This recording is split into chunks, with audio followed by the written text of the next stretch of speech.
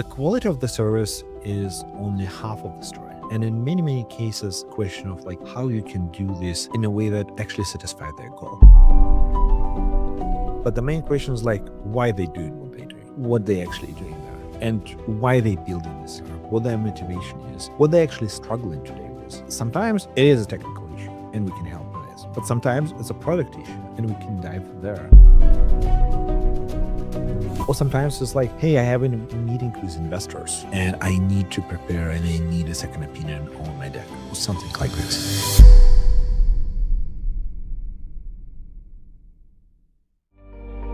This podcast is brought to you by Penji. Penji is a creative subscription service that gives you access to pre-vetted, agency-trained creatives from all over the world. From graphic design to illustrations to social media management and web development, it's all included for one monthly price. It's time to say goodbye to the hassle of searching for top-notch creative talent. With Penji, you get quality and consistency delivered right to your inbox every day, carefully crafted for you by humans. So meet your new creative team today. Head over to penji.co for more and enter the coupon code located within the podcast show notes.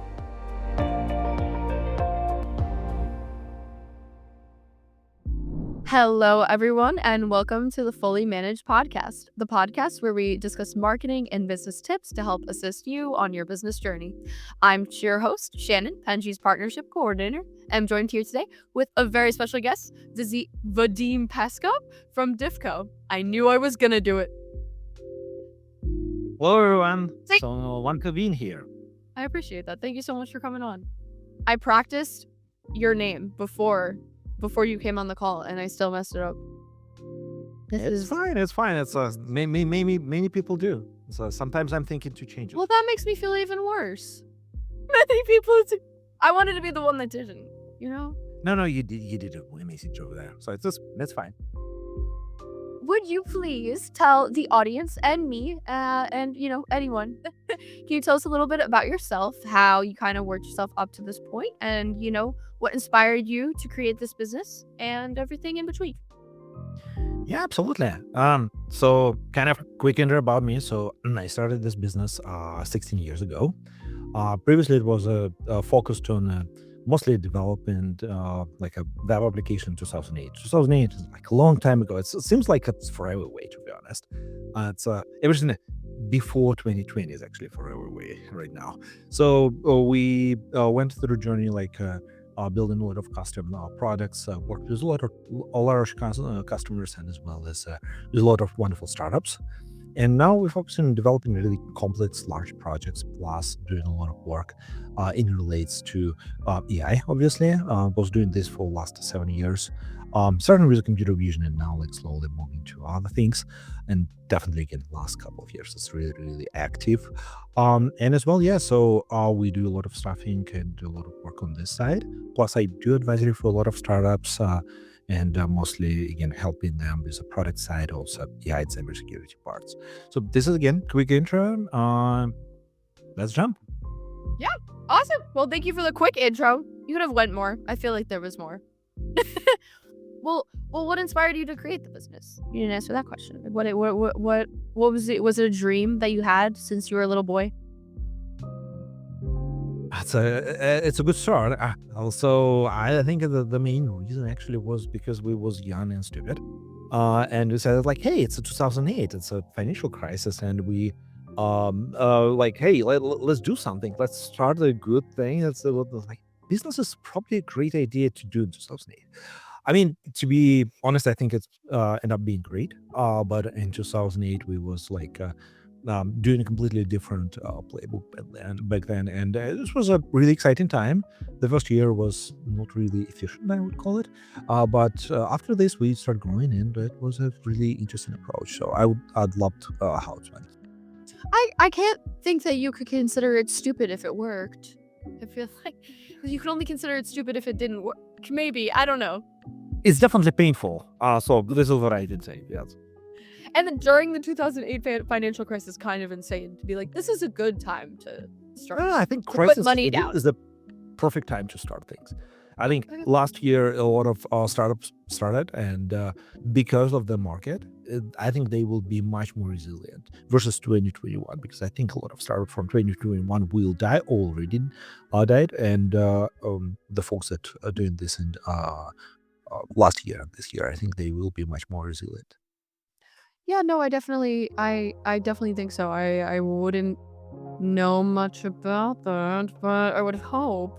I just think that it's interesting to start something in a time of crisis, especially a money crisis, which involves putting money down on a business that you yourself said may have been a stupid decision, but it looks like it wasn't. So that's really great. It's just a kind of brave, to give you credit where it's due. Yeah, when you have no experience, you just trying things and you don't know this is a bad idea. So this is why it's typically working. Yeah, of course. I've also noticed that you've started a podcast. How's that going? I'm always curious about other people's podcasts. No, Yeah, how it's so. No, I just again, I typically participate in others folks, again, not specifically doing my own things really actively yet, but I think it's a way to communicate in modern society. I think people prefer this format. It's much more simple, listen on the go, etc., versus like trying to read a long blog, etc. I'm old enough to remember people writing long blogs, etc., and now it's less popular. But again, I think reading is a great format, but still it's much simpler to consume information this way. And especially again, everyone just doing a podcast or short videos or whatever, and this is just a way how people now consume information. I wish they would be reading a long blog post, etc., but I don't think it will be really the reality of today's. Yeah, I definitely agree with that. I don't read blog posts nearly as often as I listen or consume content, but I would say that, which is very ironic, I suppose, as I do all these podcasts, I don't listen to podcasts ever. I'm not someone that has the attention span to listen to something. I need to be stimulated also by video, and so this is helpful because it's helpful when I can see people, but also if they're just talking at a screen, that's also not enough stimulation for me as well. Soon AI will just generate the podcast for you, so and it will be videos and it will be the pictures that you prefer to see versus Thanks. other things. Oh, yeah. This will help. Yeah, no, the editing team definitely makes it look a little snazzier. They're very helpful with they have they add a lot of photos. They add a lot of different things that stimulate the brain. So our podcast is the best. All I gotta say. So shameless promo. Everyone loves our podcast, but yeah, personally, it's very funny that I do this and I enjoy doing it, but I do not listen to podcasts myself, which is very interesting. So you said that you were getting involved with AI a lot more recently, and I know that is something that a lot of different agencies and businesses are getting involved in because it's a really helpful tool. Could you kind of talk about what you think the biggest benefit of AI is, and then maybe the biggest struggle with it? I think this is a good one. Couple things to note. I think so. Again, when we started working with AI like 7 years ago, then it was a completely different playbook. So we had a really funky ways of doing things, and again, it was really slow and really expensive to run those models and doing things, especially on the computer vision front. And again, time goes by, and we see much more powerful devices, we see more things, etc. And for example, we had one project that took like 1 minute to process some information on the phone. Now it's taking half a second. And again, it's going faster and faster. And when we dive into like AIs right now, especially like on the LLM side and general machine learning side, obviously as well, I think that a lot of things that happening today will be completely different tomorrow. And again, now it's a small number of people that are really kind of implementing those things and trying to make best of AI, etc. Most folks just like, hey, we're using ChatGPT to write the marketing stuff or whatever.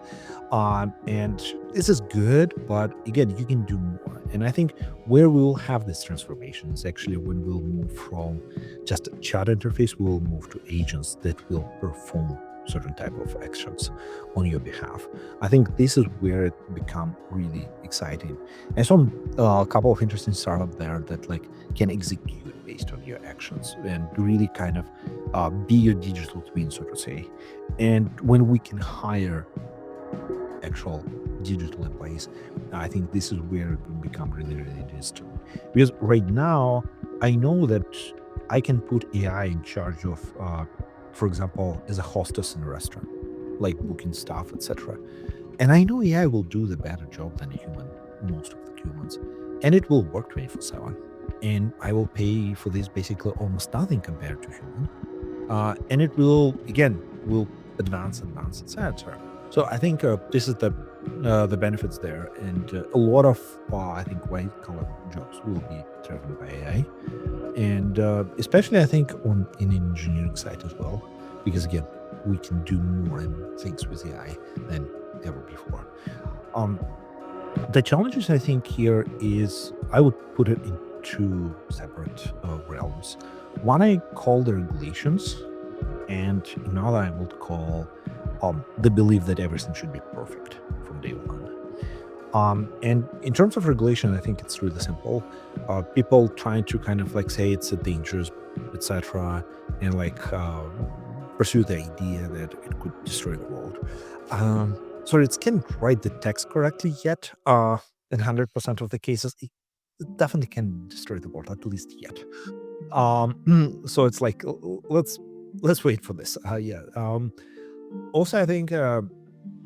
Regulations is a good idea, but it also again slowing down the industry.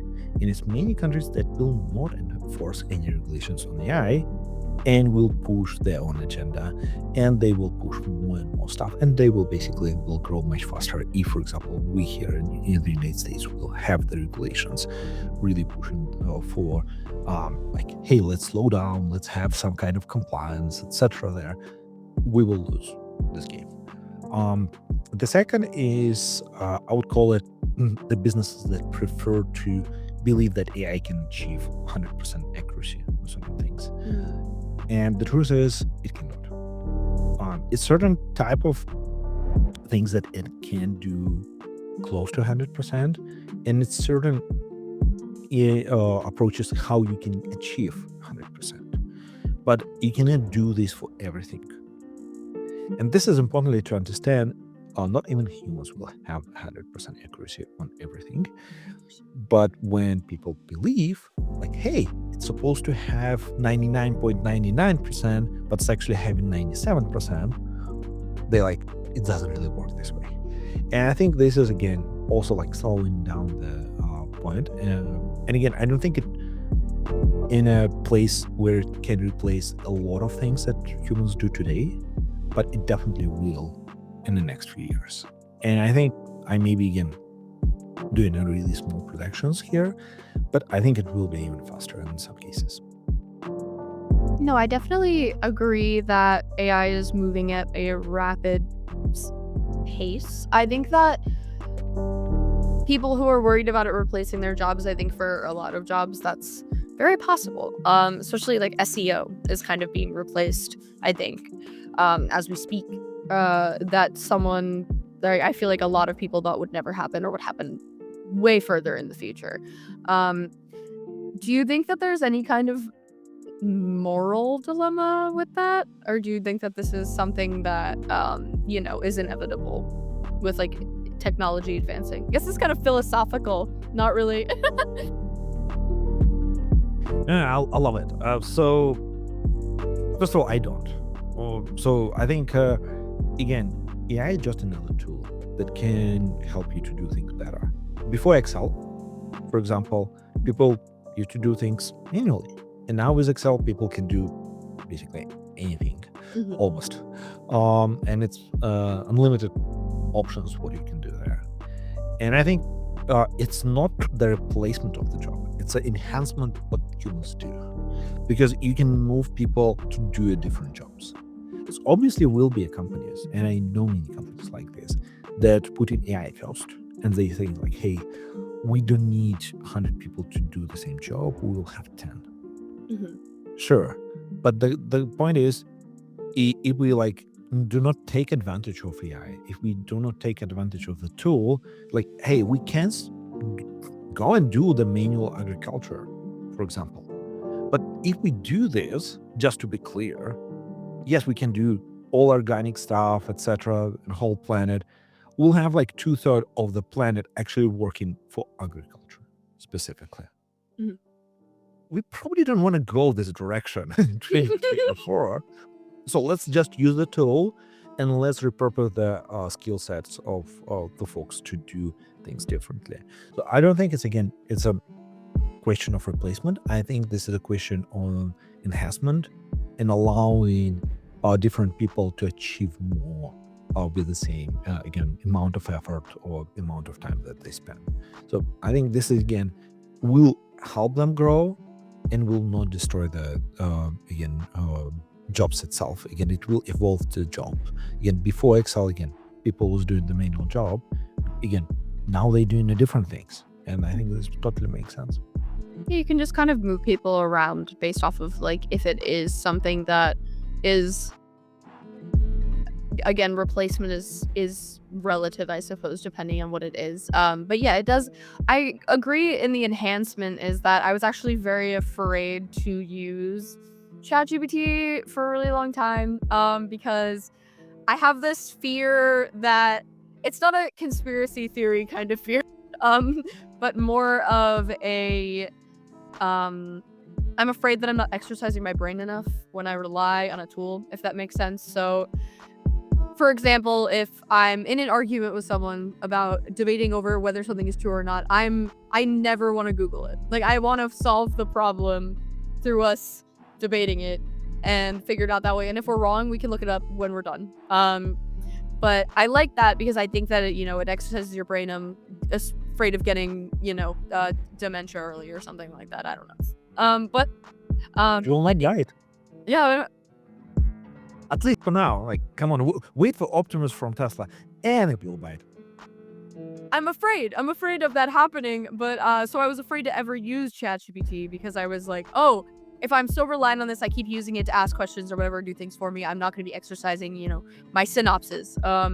But it is really good for grunt work. I just started using it recently, for the podcast specifically because, I make little descriptions after the podcast like people do, and I create 3 points from the podcast, and I used to go through every podcast, watch all of it painstakingly again, and find 3 points in there, make little paragraphs out of them, and write them down, and then put them through. And my boss said, why are you doing that? You can just ask ChatGPT to do that. You can put it in transcript, upload that, and then have them do that, and it takes like 2 seconds.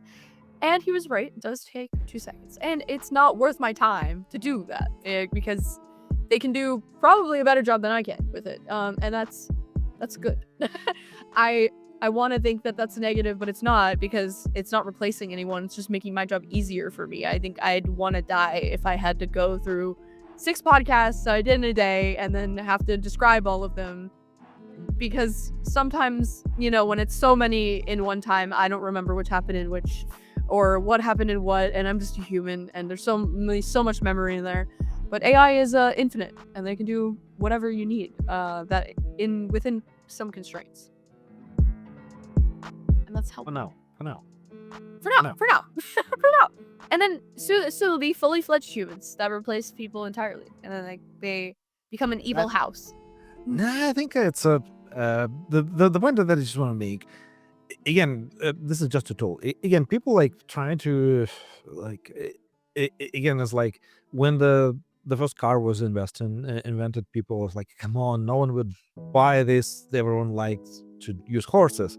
When the first personal computer was invented, it's like, hey, no one need this. Only large corporation will buy this. Again, the same story applies. Like, people just afraid of change, and this is again totally normal. But I think we will have basically 2 categories of people. One that use AI and progressing and doing things faster, and in other that get fired, that do not use AI. And I think this is the reality. And again, many companies will die because they cannot enhance and advance so quickly. I think a lot of companies will be replaced because of this. And again, if we look, for example, right now into landscape, for example, let's take the Nasdaq, for example, yeah, or even S&P 500, etc. A lot of these companies that like have a primary capitalization of those indexes is actually recent companies that built in the last 20, 30 years. If we will look backdated like 100, 150 years ago, etc., many of those companies would be generational companies that was Mm. doing this for many, many hundreds of years and was doing this building, etc. Again, depending on country, etc. But the same story applies. Many of them will be old companies. And today we have companies that just 10 years ago or maybe less when they started, and again now they worth 100 million, etc. Again, totally normal nowadays, but absolutely crazy and impossible even like 50 years ago. Yeah, I think that people are definitely afraid of advancement and then change, as you said. I think that's very important. I am definitely someone that is a little bit afraid of change. I think anything that involves using my brain less makes me scared. But I think that, if anything can make something easier for you that isn't worth doing or taking time out of your day to do, but is important to be done, I think that it's something that is it's incredible. I'm sure that someone gave me an analogy the other day of, I'm sure it was weird for contractors to start using drills instead of screwdrivers. Or, and a lot of people didn't want to do that, and that's so simple, but I'm sure that that was, a thing. And, using computers or email when it came out as people are resistant to change, but it's something that's really useful, and it's a great idea. And I'm sure that my parents were like, maybe I shouldn't use the email when it came out, but it was definitely something that we're able to communicate with people better. And now there's texting, and my grandma still doesn't know how to text, but I think she's okay. But some people don't have to adapt to change because they're in the generation that doesn't need to. But yeah, so we'll move on topic. We've been on AI for a very long time.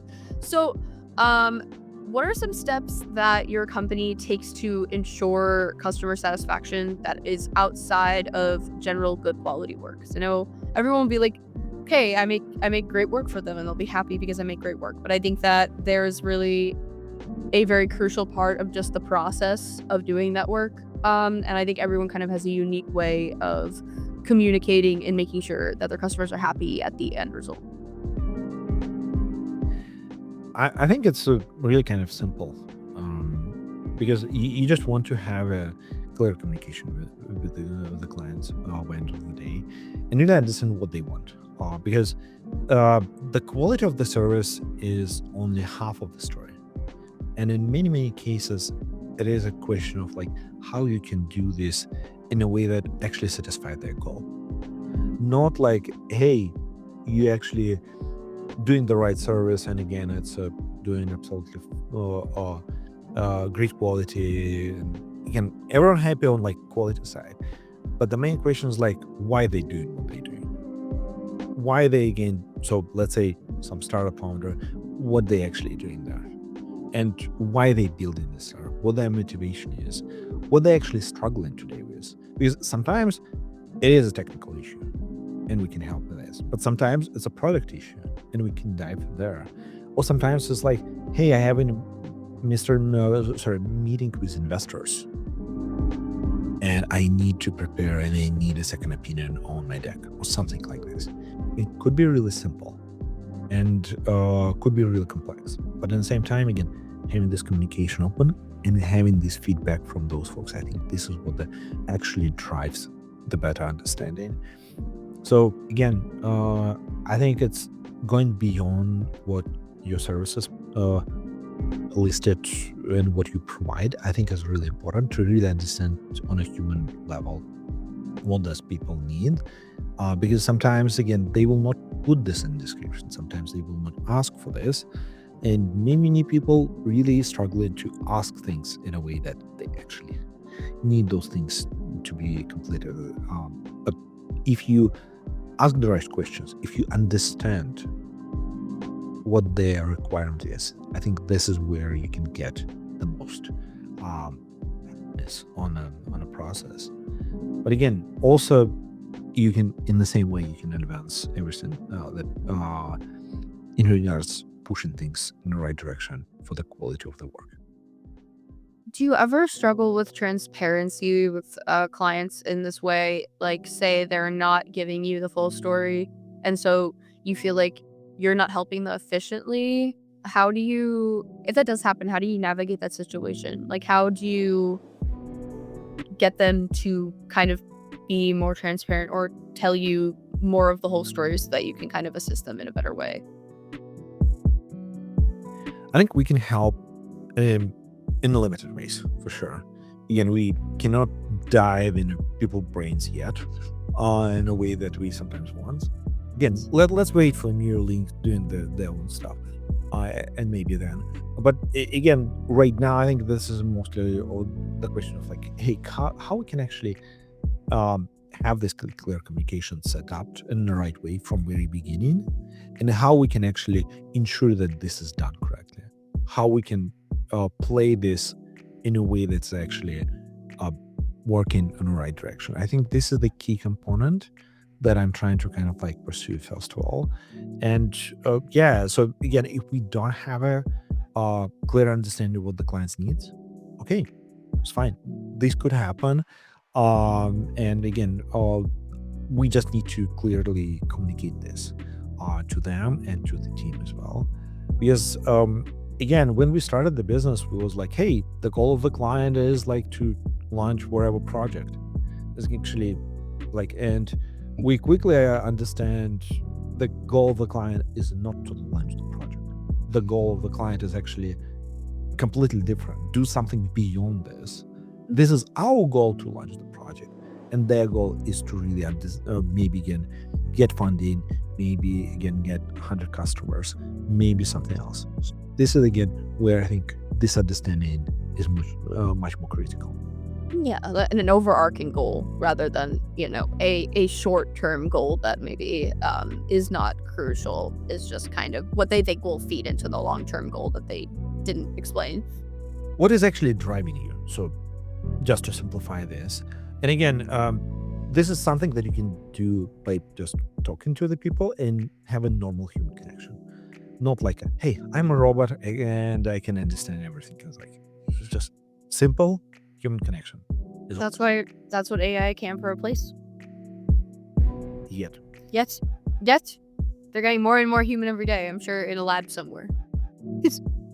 I know a lot of humans that will probably be better using AI to communicate, for sure.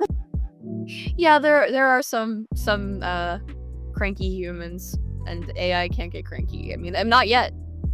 That's the fear. Is that they can get cranky. So it's game time. This is the fun part. It's the fun part. Okay. So I'll ask you an absurd question first. This is a warning. Just to get you off your game. You're too comfortable. We gotta ask you something crazy. Okay. I'm trying to think of which one. Wait. Would you rather get $1 every time you complimented a person, or $100 every time you insulted someone? I love this question.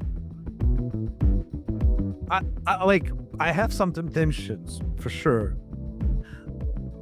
Like, if this is a guaranteed deal, I will take the first one. $1 every time I do a compliment. And I will just do more compliments. Compliments. It's incentive. Like, I will do a couple of millions of them, so it's not fun. I will take it. Yeah. As someone that is just normally complimenting people. I think that it'll be a good. I don't think I could insult someone. And the incentive is money. I think I'd feel worse if I got $100. If I got rewarded every time I insulted someone, I think it'd feel awful. No, for the purpose of podcast, I think it's actually will be fun to do the second one. But yeah, I'm just gonna have that as the reel when we post it. Like Vadim is horrible. He loves insulting people, and that's the tagline. And we're gonna use the clickbait. Please allow me to sign first this deal so we can have this in writing. To a contract. Okay, bad press or no press at all? What's worse? Depends. I think if you play right, the bad press is actually could be much better. And if you don't know how to work with a press, basically, again, I would probably go with bad press is the best strategy. Again, I know some folks that can manage the press, but again, in the cases of no press, you can do things in the right way if you want to. But again, to be absolutely clear, in 2024, like who even like reading the news? Like, so sorry, it's like maybe someone is. I want to profit anyway. No, I can't read. I don't know if I should. Like the point is, like every time I'm opening the news app, it's like something terrible happens in the world. It's like I don't want to. I would rather not do. I would rather not think about it. I'm sure a lot of people would. So, yeah, I agree. The news is negative most of the time. That's good news.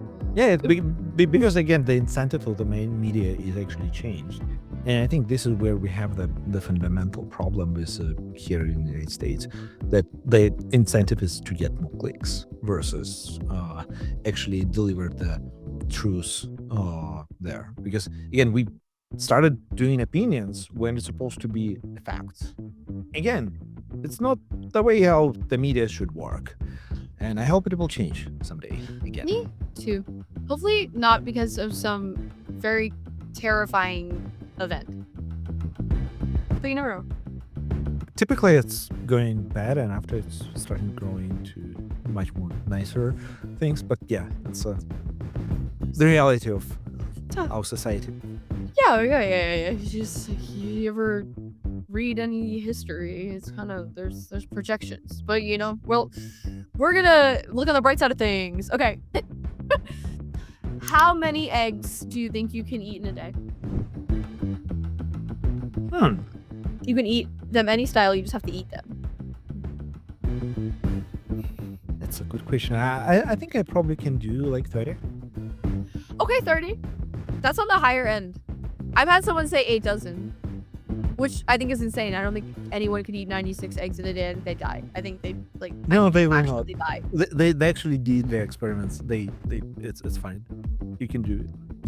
One kind of strange that that they've done experiments for how many eggs that you think you can eat.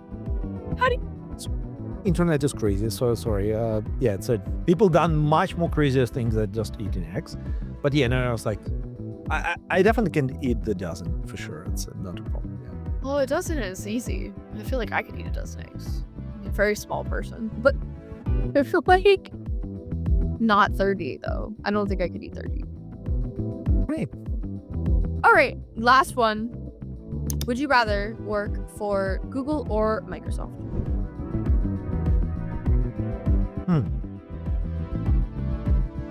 I think in my case, definitely Google. Just the mindset and approaches of things is different. But to be honest, I don't know that maybe the right answer right now is neither of them. Because how the things is kind of like moving right now. And I think it's also will depend on the team. Because I know amazing team in both companies. And really, I know a lot of things that I would definitely not want to work myself there. So I think it depends on the people that you're actually working with, not specifically a company. Because again, the company is so large, you can like find the different teams, etc. Yeah, no, I definitely think that you could have a horrible team in a great company. You could have a really great team in a horrible company. And as long as like a lot of other things don't affect you, that's okay. I mean, yeah, I mean, maybe people don't feel good working for a horrible company, but you know, as long as your day-to-day is going well and you just don't tell people where you work.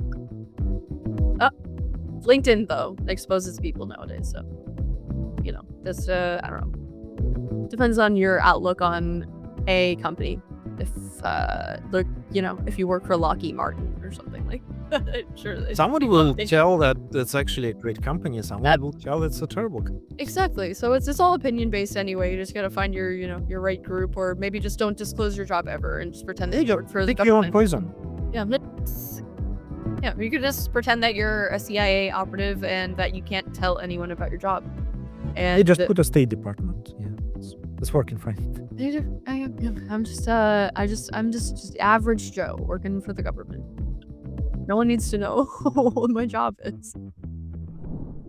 All right, so this is unfortunately all the time we have today.